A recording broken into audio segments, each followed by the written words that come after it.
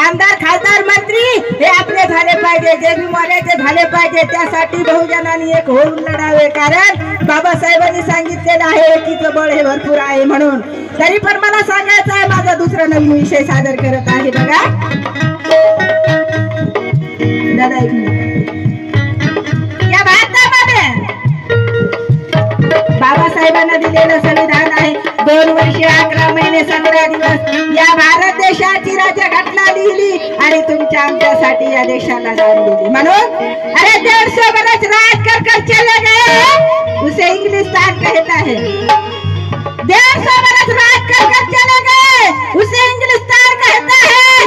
अरे आजादी बचाया बिखरा हुआ पाकिस्तान 150 बरस राज कर चले गए उसे इंग्लिस्तान कहता है. जिन्होंने अपनाया प्यारे गौतम को उसे चीन जापान कहता है. अरे आजादी से बिखरा हुआ उसे पाकिस्तान कहता है. कारण पाकिस्तान मध्ये जर बोललं पोरीने शिकायचं तर गोळी मारल्या जाते माय मावल्यांनो. पण या भारत देशामध्ये बघा पोरीच्या शिक्षणासाठी किती सरकार पैसे खर्च करते, बरोबर की नाही.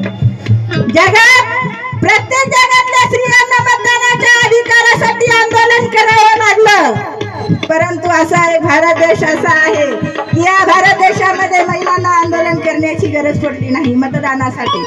हा मतदानाचा अधिकार बाबासाहेबांनी संविधानामध्ये तुम्हाला आम्हाला बिना आंदोलन करण्याचा दिलेला आहे म्हणून. चीन जापान कहता है, आजादी से बिखरा हुआ उसे पाकिस्तान कहता है. और बचाओ इस देश की आजादी ऐसे मेरे भीमजी का संविधान कहता है. संविधान कहता है.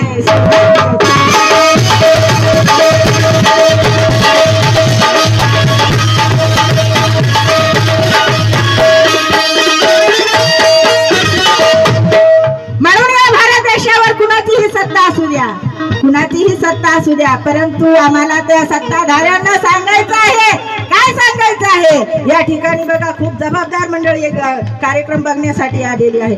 सांगितलं आमच्या दादानी म्हणे गायकाने गायलं तर क्रांती घडत नाही, परंतु गाण्यातूनच आंबेडकर जिवंत ठेवण्याचं, चळवळ जिवंत ठेवण्याचं काम हे कलाकारांनी केलेलं आहे. बाबासाहेबांनी सुद्धा सांगितलेलं आहे की 10 मिनिटाचं भाषण आणि माझ्या एका कलाकाराचं एक गाणं कीर्तने साहेबांनी माझ्या पहिलं सांगितलेलं आहे.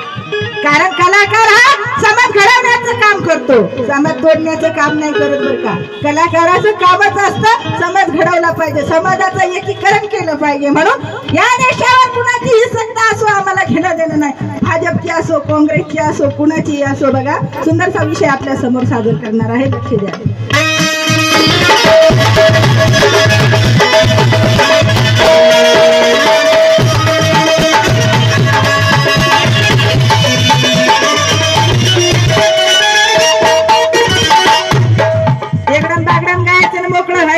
म्हणे बायाच्या अंगात येते मावशी, कुणाच्या अंगात येते हो आता, कुणाच्या अंगात येते?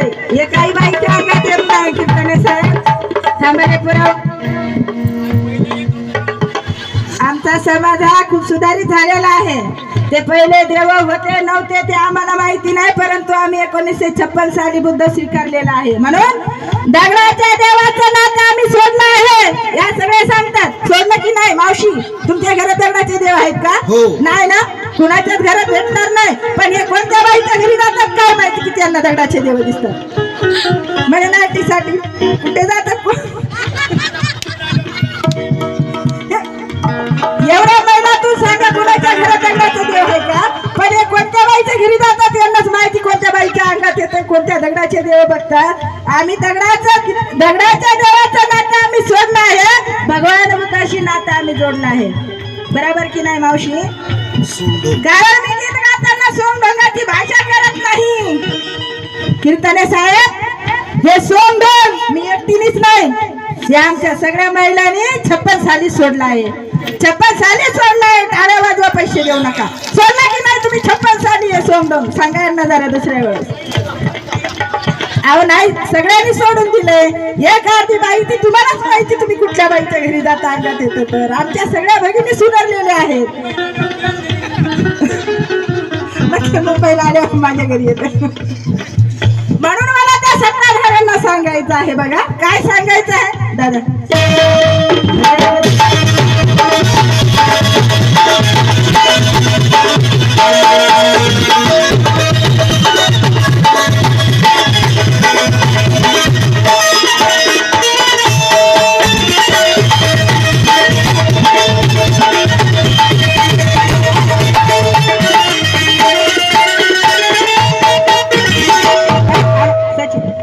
पैसे येतात मग काही पण गायचं, बरोबर का ना.